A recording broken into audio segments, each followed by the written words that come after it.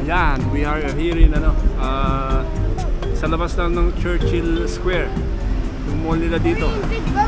So nagkaya sila pag Korean Big Burger. Ayan.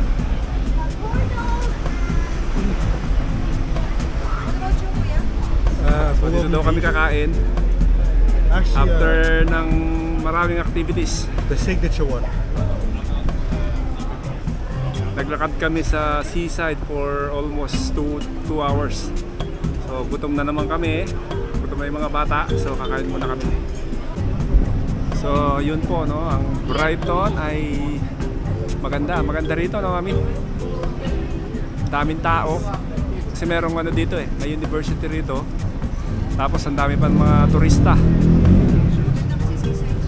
Seaside town siya. Tapos yung pagkain, napakadaming pagpipilian.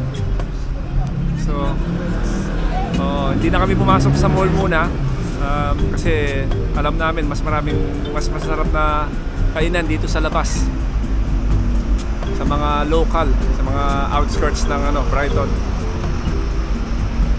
Dito kami napadpad sa may Korean Big Burger kasi nakita ni Joakim yung Korean corn dog. So nagkaya siya bigla dito daw kami kumain. Tapos si Seb naman, syempre ang paborito nito burger burger. The chicken looks pretty nice as well. And the garlic.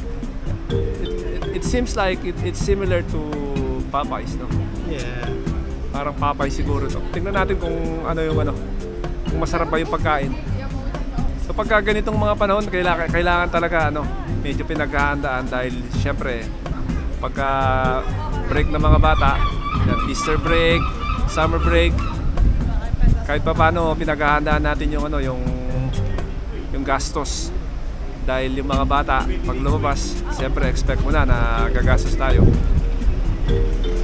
Hindi naman pwedeng lalabas ka lang at pumunta ka kung saan tapos hindi ka gagastos. So natural lang yan.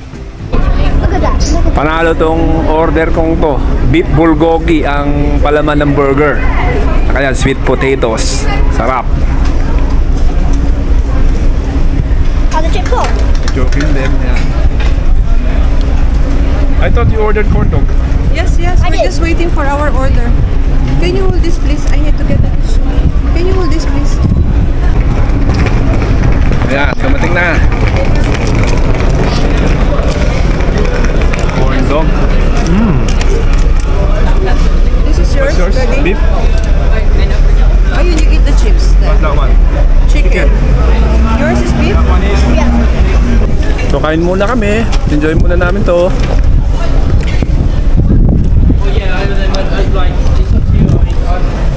Si Kuya, sulit ang Brighton trip.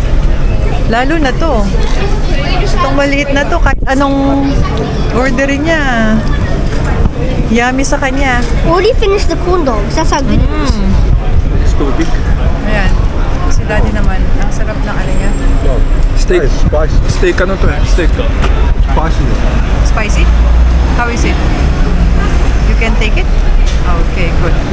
Ito naman ang sa akin. Napaka-juicy ng burger. Lahat dito ang sarap ng Look at food. that. Look at that.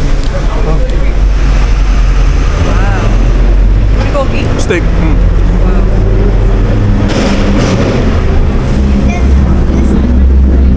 Yeah. Grilled chicken. Si Grilled chicken bulgogi. Joakim naman grilled chicken bulgogi. Ang sarap dito sa Korean Big Burger. AKA That's so good. so good. Sige. Beef bulgogi na nilagay sa burger. Sige, busin na lang namin to. So yan, after namin kumain, gusto daw ng nito, churros. Si Joakim yan, So gininaw siya. Yung mga jacket nila nasa bag ko at iniwan ko na yung bag sa sasakyan. Kaya nagpapabili siya churros naman daw.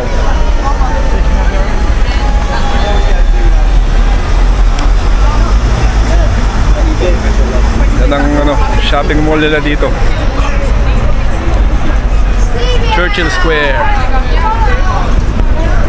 Daming tao rito.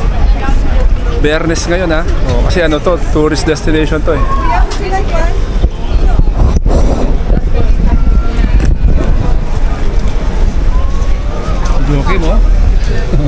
ganado. I like your outfit. Thank you. Why are you wearing that? Because I'm cold. And it's mom's jacket. Look, look, look. Can I have just a... Wait, let me see if I can do it slow. You know. So sariwa. It's fresh.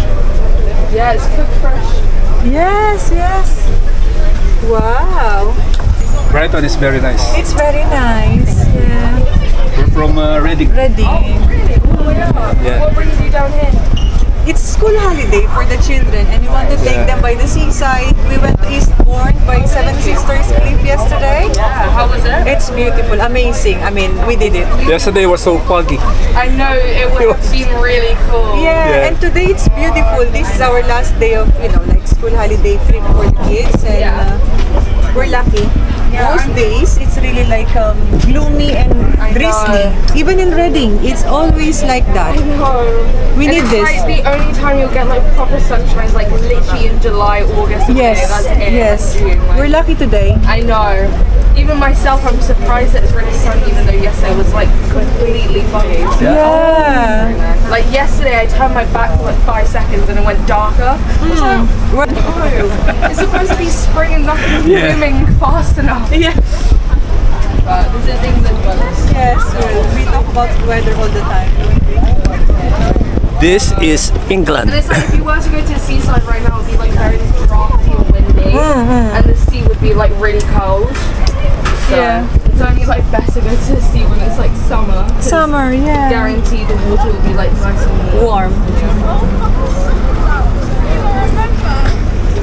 My little one kept asking, Mommy, can you buy me this? Mommy, oh, okay, okay. Yeah, people smell this all the way down there, and they're Actually, when we passed by, just coming down for our lunch, he already said, Mommy, can you buy churros? He said, later on. You will tell later on, and We just had lunch. He just had lunch. He hasn't finished his lunch, and we will be asking. what can I say? Churros are very addictive. So. Yeah. Thank you. Thank Hope you. you enjoy. Bye bye. Bye bye. Thank you.